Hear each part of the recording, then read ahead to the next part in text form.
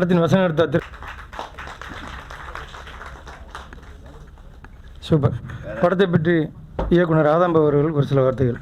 அனைவருக்கும் ஏக இறைவன் புறத்திலிருந்து சாந்தியும் சமாதானமும் உண்டாகட்டும். இந்த உயிர் தமிழுக்கு படத்தினுடைய நமது இயக்குனர் சங்க ஷோவுக்கு வந்தவங்க எல்லாருக்கும் என்னோட நெஞ்சார்ந்த நன்றி. காலம் ரொம்ப வேல்யூபிளானது. உங்களோட இந்த 2.5 மணி நேரத்தை நான் வேஸ்ட் பண்ணியிருக்க மாட்டேன்னு நினைக்கிறேன். ஏதோ ஒரு வழியில் இந்த படம் உங்களை சந்தோஷப்படுத்தினா எனக்கு சந்தோஷம்தான். ஆமாம், ஒரு ப்ரொடியூசராக இது எனக்கு இது 3வது படம். 2017 தப்பாட்டம், 2021 ஆன்டி இண்டியன், இப்போ இந்த படம். ஆனால் எல்லாத்துக்கும் முன்னாடி ஆரம்பித்தது இந்த படம். காலமும் துரோகமும் அறிவும் போட்டி போட்டு ஒரு விளையாட்டு காமிச்சிச்சு. நான் பேர் வாங்கணுங்கிறத விட ஒரு பெரிய பேர் வாங்கின டைரக்டர் அமீர் பேர் கெட்டு போயிடக்கூடாதுன்றதுக்காக நான் அந்த படத்தில் ரொம்ப நான் மெனக்கெட்டிருக்கேன். அதில் இன்றைக்கி நான் ஜெயிச்சிருக்கேன்னு நினைக்கிறேன். நான் ஒரு சின்ன விஷயத்தில் அவரோட பேரை சில பேர் கெடுத்துட்டாங்க. ஆனால் ஒரு இயக்குனராக அவர் இந்த தமிழ் சமூகத்துக்கு எந்தெந்த காலகட்டத்தில் எந்தெந்த இடத்துல எப்படி எப்படி பின்னாடி நின்றுருக்காங்கிறது என்னை விட உங்கள் எல்லாருக்குமே தெரியும்.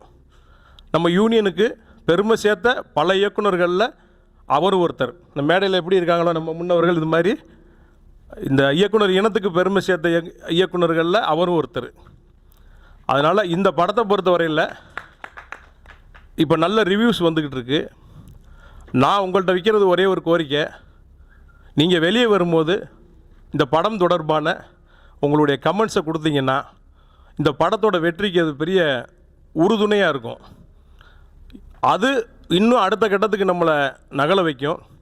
இந்த அருமையான ஒரு சந்தர்ப்பத்தில் என்னை கௌரவிச்ச நம்ம தலைவருக்கும் பேரரசு சாருக்கும் மற்றவங்க எல்லாருக்கும் என்னுடைய மனமார்ந்த நன்றி. இந்த படத்தோட ஆக்கத்துக்கு பெரிய உதவியாக இருந்தது நம்ம பாலமுரளியோட வசனம். ஃபஸ்ட் ஹாஃபில் நீங்கள் பார்த்துருப்பீங்க, படத்தில் பல இடங்களில் வந்து அனல் பறக்குதுன்னா அவருடைய வசனம். என்ன ஒன்றுனா முழுசாக அதை எடுக்க முடியல எங்களால். முழுசாக அது அவர் எழுதி முதல்ல அவர் எழுதி கொடுத்த வசனத்தை முழுசாக எடுத்துருந்தால் இன்றைக்கி படம் வேறு ஒரு தளத்தில் இருந்திருக்கும். ஆமாம், சென்சார் சார். ஆமாம் ஆமாம். ஆனால் சென்சாரை பொறுத்தவரையில் சார், ஆன்டி இண்டியன் படத்தை போய் நான் கோர்ட்டில் போய் ஆர்டர் வாங்கிட்டு வந்து நான் ரிலீஸ் பண்ணேன். நான் அது மாதிரி நான் கடைசி வரைக்கும் படத்தை கொண்டு வந்து சேர்க்குறதுல நான் போராடி ஜெயிச்சிருக்கேன். பட் இந்த படத்தை பொறுத்தவரையில் கதையை பாதிக்கிற மாதிரி அப்படி எதுவும் இல்லாதனால நான் அதை சரி பண்ணிவிட்டு நான் வந்துட்டேன். அதனால் அந்த பாலமுரளி வர்மனுக்கு இந்த நேரத்தில் நான் உங்கள் முன்னாடி நான் நன்றியை சொல்லிக்கிறேன். மிகப்பெரிய பலம். அப்புறம் வந்து இந்த படத்தை பார்த்து முதல்ல பாராட்டின அண்ணன் செந்தமிழன் சீமான் அவர்களுக்கு இந்த நேரத்தில் நான் நன்றியை தெரிவிச்சுக்கிறேன். அப்புறம் இந்த படத்துடைய ஏடி பைசுதீன் ஒரே ஆள். அதான் சொல்கிறேன், இந்த படத்தை பொறுத்தவரை மேனேஜரு, ப்ரொடக்ஷன் பாய் எல்லாமே நான் தான். எனக்கு அப்புறம் இவன் 2 பேர் தான் இருந்து இந்த 2 வருஷம் இந்த படத்துக்கு நம்ம வேலை செஞ்சுருக்கோம். அவனுக்கு இந்த நேரத்தில் நன்றியை சொல்லிக்கிறேன். அப்புறம் சார் மிரட்டிட்டார் இந்த முதல் சீனில். சார் நெஜ கொலகாரனை பார்த்த மாதிரி இருந்தது சார். ஆமாம் சார். ஆமாம் சார், அது ஒரு டெரராக இருந்தது அந்த ஓப்பனிங் சீனுக்கான அந்த பெப்பு. ஆமாம், வருங்காலங்களில் இணைஞ்சு நிறைய வேலை செய்யணும்னு ஆசைப்பட்றேன் சார். நன்றி சார். மற்ற அனைவருக்கும் நன்றி. இந்த பாலமுரளி வரும்னு பேசுவார். நண்பர்கள் அனைவருக்கும் நன்றி. படத்தை பார்த்தீர்கள், உங்களுடைய கருத்தை பதிவு செய்யுங்கள். நன்றி நன்றி நன்றி. இந்த படத்தை வெளியிடுறதுக்கு தயாரிப்பாளராக மிகப்பெரிய போராட்டத்தை சந்தித்தார். அதற்கே ஒரு பெரிய துணிவு வேண்டும். படத்தில் 2 தேர்தல் வருது, ஆனால் இந்த படம் பல தேர்தல்களை கடந்துருக்குது. அதனால் அவ்வளோ சிக்கல்கள், அவ்வளோ பிரச்சனைகளை மீறி இதை கொண்டு வந்தே தீர்வுன்ற அந்த உறுதி இருக்குல்ல, அந்த உறுதி எந்த தயாரிப்பாளருக்கும் இருக்குமான்னு தெரில. அதற்கு தயாரிப்பாளருக்கு வாழ்த்துக்கள். படம் பார்த்த அனைவருக்கும் நன்றி. மூத்தவர்கள் பேசுவார்கள். நன்றி. அனைவருக்கும் வணக்கம். தமிழ்நாட்டில் தமிழை காப்பாற்றுறதும் தமிழை அழியாமல் காப்பாற்றுறதும் தான் பெரிய விஷயம். அதே மாதிரி உயிர் தமிழுக்கு அதையும் பெரிய போராட்டத்தோடு தான் கொண்டு வந்திருக்காரு. தமிழ்நாட்டில் போராட்டம் தான் சார். முதல் பாராட்டு வந்து ஆதாம் பாவா சார் தான். ஏன்னா வேறு ஒரு ஆள்னா கண்டிப்பாக இந்த படத்துக்கு வந்த சிக்கல் பிரச்சனைகள், அவ்வளவு ஒரு தடங்கல்கள், அவர் ரிலீஸ் டயத்தில் அமீர் மீது வந்த ஒரு குற்றச்சாட்டுகள் இதெல்லாம் மீறி ஒருத்தர் வந்து இந்த நேரத்தில் படத்தை ரிலீஸ் பண்ணுறாருன்னா பெரிய விஷயந்தான், பெரிய மனோதைரியம் அவருக்கு.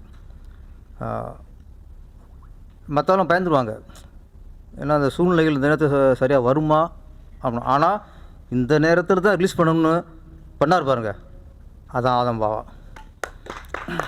ஆமாம், இது அமீர் சாருக்கு படம் ரிலீஸ் பண்ணுறத விட நீங்கள் அமீர் சாருக்கு பண்ண மிகப்பெரிய ஒரு ஹெல்ப்னு சொல்லலாம், சரியான நேரத்தில் ஒரு சரியான செயல்னு சொல்லலாம். அது என்றைக்குமே அமீர் சார் உங்களுக்கு கடமைப்பட்டிருக்காருங்கிறத நான் இங்கே பதிவு பண்ணுறேன். படம் எங்கேயுமே ஃபஸ்ட்டு போர் அடிக்கலை. அரசியல் அதில் ஒரு லவ் வச்சுட்டு ஒரு ஹியூமர் கலந்து ரொம்ப சீரியஸாகவும் இல்லாமல், நம்ம பாலம்பூர்னாலே இது வரைக்கும் பாலம்பூர்னாலே இசை தான் ஞாபகத்துக்கு வரும், இன்னும் வசனம் ஞாபகத்துக்கு வரும் போல இருக்குது. வசனம் சிறப்பாக பண்ணியிருக்காரு. இதில் 2 ஹீரோ என்னை பொறுத்த வரைக்கும் நான் பார்த்த வரைக்கும், ஒன்று அமீர், இன்னொன்று இசை. ரீரிகார்டிங் இந்த படத்துக்கு மிகப்பெரிய பலம்.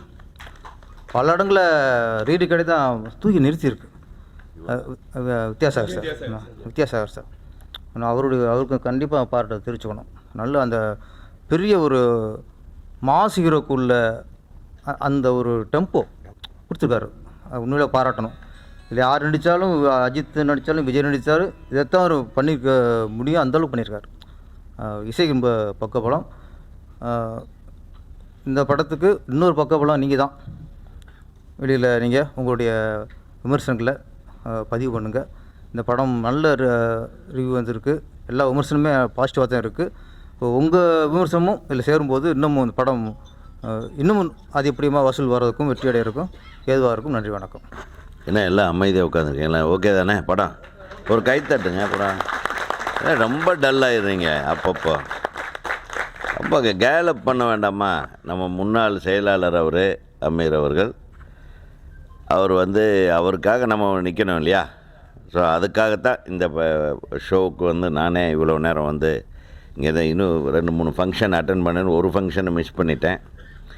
இருந்தாலும் இது நீண்ட நெடுநாள் பயணமாக தயாரிக்கப்பட்ட ஒரு திரைப்படம். ஆதம் பாபாவை ஃபஸ்ட்டு பஞ்சாயத்தில் தான் சந்தித்தேன், ஒரு 7 வருஷத்துக்கு முன்னாடி. அப்போவே ஆரம்பித்த படம். இதில் அமீர் வந்து இளமையாக இருக்கும்போது ஆரம்பித்த படம். இன்னும் அந்த இளமையை மெயின்டைன் பண்ணுறாங்க. இந்த ஃப்ளாஷ்பேக்கில் பார்த்தீங்க இல்லையா, அந்த ஃப்ளாஷ்பேக்கு தான் அப்போ தான் எடுத்திருக்க படம். அது ஒரு பெரிய பஞ்சாயத்தோடி, அது பஞ்சாயத்து மேலே பஞ்சாயத்து தீர்க்கவே முடியாத பிராதம்பாவே அவர் 2 பேர் உட்காந்து தீர்த்துக்கிட்டாங்க போல். அதுதான் எப்பவுமே ஒரு நல்ல கிரியேட்டருக்கும் ஒரு நல்ல தயாரிப்பாளருக்கு அழகாக தான். ஸோ அதையே ஒரு மிகச்சிறந்த ஒரு இவ்வளவு காலம் கடந்தாலும் இது எவ்வளவு பணம் விரயமானாலும் பரவாயில்லை, நான் எடுத்த அந்த முயற்சியில் பின்வாங்க மாட்டேன்னு சொல்லி சாதனை பண்ணியிருக்கிறது ஆதம் பாபா அவர்களுக்கு என்னுடைய மனமார்ந்த பாராட்டு. அதே மாதிரி நம்ம சங்கத்துக்கும் சரி, நம்ம உறுப்பினர்களுக்கும் சரி, நிறைய விஷயங்களை பண்ணவர் நம்ம தம்பி நம்ம ஹீரோ அமீர் அவர்களை பற்றி எனக்கு நல்லா தெரியும். ஸோ நிச்சயமாக அமீருக்கு இது ஒரு மிகப்பெரிய பலம் வாய்ந்த ஒரு வெற்றியாக இந்த திரைப்படம் அமைய வேண்டும் என்பது எனது மனமார்ந்த வாழ்த்துக்களை தெரிவித்துள்ளேன். எப்பவுமே ஒருத்தர் நேர்மையாக இருந்தால் நிறைய கல்லடி வாங்க வேண்டியிருக்கும், ரொம்ப நியாயமாக இருந்தால் கொஞ்சம் அடி வாங்க வேண்டியிருக்கும். நம்மளையே எல்லாம் தப்பாக எழுதலையா, நம்ம பசங்க ஏதாவது போடுவாங்க இல்லையா, அதுக்கு நீங்கள் கூட சிலது பதில் போடுவீங்க, சிலர் அப்படியா அப்படின்னு கேட்டு விட்டுருவோம். நம்ம சமுதாயமே அப்படித்தான். ஒருத்தன் மேலே தப்பாக ஒரு கல்லை வீசுவாங்களோ அதை எதிர்த்தும் கேள்வி கேட்க மாட்டோம். சில பேர் உள்ளுக்குள்ளே ரசிக்கவும் செய்வாங்க. இந்த உலகம் அப்படித்தான். பட் அந்த ஒட்டுமொத்த உலகத்திற்கும் நம்ம ஒரே ஒரு பதில் தான், உண்மை என்றைக்குமே ஜெயிக்கும். அதனால தான் இன்றைக்கி இந்த திரைப்படம் இவ்வளவு பிரச்சனைகளுக்கு பின்னாலும் அமீர் வந்து பேர் சொல்கிற மாதிரி ஒரு மிக சிறப்பான நடிப்பை வெளிப்படுத்தியிருக்கிற ஒரு படம். அமீர் வந்து இந்த அளவுக்கு அழகாக ரொம்ப அசால்ட்டாக நடிச்சிருப்பார் நான் எதிர்பார்க்கலை.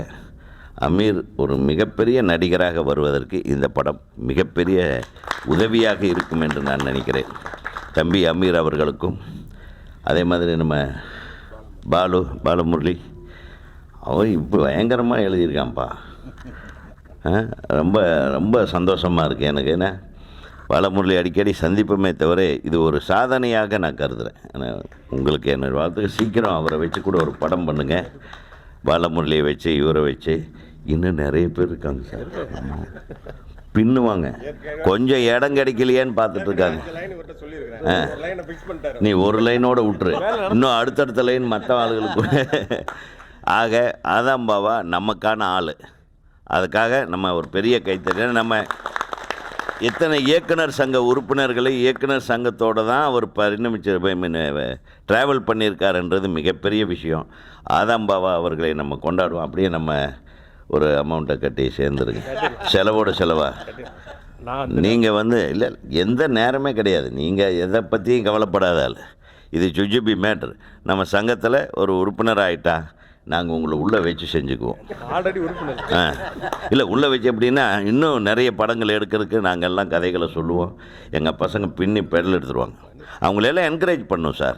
நீங்கள் அப்படி ஒரு தைரியத்தோடு நின்னீங்கன்னா பாலமுரளியில் ஆரம்பித்து எல்லாத்துக்கும் ஒரு படம் நான் கொடுக்குறேன்னு சொல்லி சொல்லிவிடுங்க நீங்களே. கண்டிப்பாக சார், கண்டிப்பாக சார். அதாவது அது நான் சார் சொன்ன மாதிரி படம் ஆரம்பிக்கிறது இல்லை, அது முடிக்கிறது. அதுக்கு நான் தயார். நான் ஆமாம், நான் ஏற்கனவே ஆன்டி இண்டியன் படத்தப்போ நான் சொல்லியிருந்தேன். நான் சமூக கருத்துள்ள படம், அது வணிக ரீதியாகவும் வெற்றி அடைகிற மாதிரியான கதையோடு இருக்கிறவங்க எப்போ வேணாலும் என் ஆஃபீஸ் தேடி வரலாம். சூப்பர். வெறுமனை படம் பண்ணுறதுக்கு நான் தயாராக இல்லை. ஆமாம் ஆமாம், அது வேண்டாம், அது வேண்டாம். அது அவர் ஒழுக்கமாக அடுத்த படத்தை பண்ண விடாமல் பண்ணுவோம். நானே டெய்லி 10 தடவை பண்ணுவேன். எல்லாருக்கும் தெரியும். ஆமாம், எல்லாருக்கும் தெரியும். நான் ஏற்கனவே நம்ம யூனியன் மெம்பர் தான். நான் 2 தேர்தல்கள் நான் ஓட்டு போட்டிருக்கேன். ஒரு இடத்துல என்னென்னா ஆமாம் ஓட்டு போட்டிருக்கேன்.